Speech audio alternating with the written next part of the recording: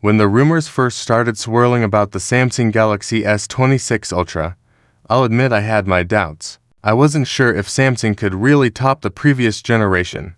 But standing here today, with this device in my hand, I have to ask myself, was I wrong? Looking at this refined design, it is clear that Samsung has taken every bit of feedback to heart. The move to a lighter, more ergonomic aluminum frame and those subtly rounded corners makes the 6.9-inch powerhouse feel incredibly natural in the pocket and the hand. It is a masterclass in balancing a massive, beautiful screen with actual daily comfort.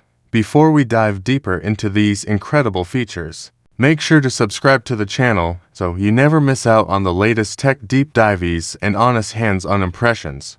The real magic starts when you turn the screen on. This year's standout feature, the built-in privacy display, is an absolute game-changer for anyone who values their personal space.